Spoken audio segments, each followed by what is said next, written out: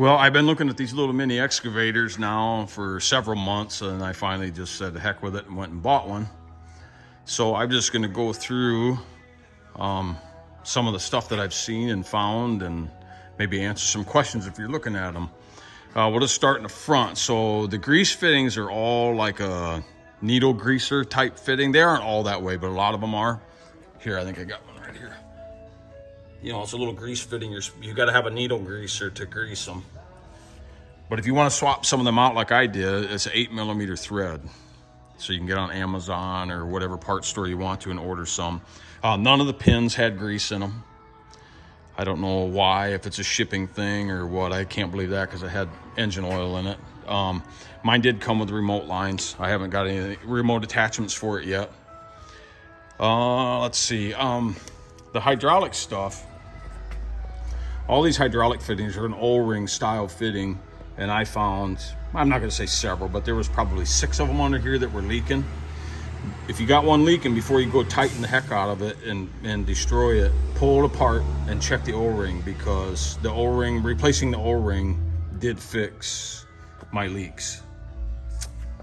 These hoses down in here, you know, mine aren't too bad, but they go through a little hole in the frame. Make sure you're not getting any rubbing. I'm going to get some more hydraulic protector, you know, this wrap or whatever, and put them on them just for preventative maintenance on it. This is the foot pan that covers all this hydraulic stuff. Some of them, I know the hydraulics are kind of on a stand in front of where your feet go. Mine's configured that it goes underneath where your feet are at. Anyway, you had to take this off to get this stupid floor pan off from underneath of it, because it was squared off here, so it had it trapped. So I cut that out, cleaned the edges up good, just so I could remove this if I need to get at the hydraulics. I did add a fan on a switch. It's just a 12 volt, like an 80-watt fan. I picked it up on Amazon.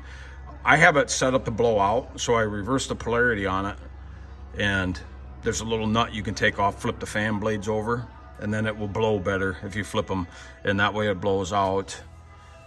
Before I installed the fan, I caught the gas one day. I could hear it boiling in there. So I've ordered a remote tank. I'm gonna mount it out here on this really is not a rollover protection. It's more just a sunshade, because it's pretty thin stuff. They had this, check all your cable routings and stuff, because these cables were both all routed goofy. This one was binding really bad because they kind of had it coming in around, and this one was under the exhaust, so it was melting the plastic sheath that's on the cable. I did put these on here. I didn't hinge it. I seen some people are hinging them, but the way mine's built, it was just kind of a pain in the butt to be able to hinge it. And these were all stripped too for that back cover. So I just put these clippies on here, and it holds it on there real secure. And I'll just throw the center bolt in the top that mounts in right here. If I'm gonna haul it on a trailer, just give me peace of mind. What else? Oh, and a 4-pin ignition switch. You'll need one, because they're cheap, little aluminum housing deal. And I mean, I had to play with it right from the very beginning to even get it to start. Added a seat belt. And I really can't think of anything else. Hydraulic fluid is AW46 is what you want to use for the hydraulic fluid. I think that's about it. Oh yes, and the battery switch. The hour meter is hooked directly into the battery switch. So if you leave this switch on, it's just going to sit here and tick up hours, if that matters to you or not, but it will. At least on this one and the several that I've looked at. What I do when I'm running, just leave the light switch on, so if I forget the battery switch, then the light gives me a little indicator that it's on. I'm going to put a bracket down across the back here. I'll probably mount into these bolts, you know, just make like a heavy 2-inch tube to go between it, just to protect these. If I back over a stump or something, I'll hit that tube before I get into my hydraulic motors, because I'm not sure how available they are. They're getting enough of these in the States. I would think that parts are going to start being available, but mine did have a stack of counterweights in here. I don't know if they all come with that or not, but it'll need it, because this one's even a little bit. They're pretty strong little shit for what they are.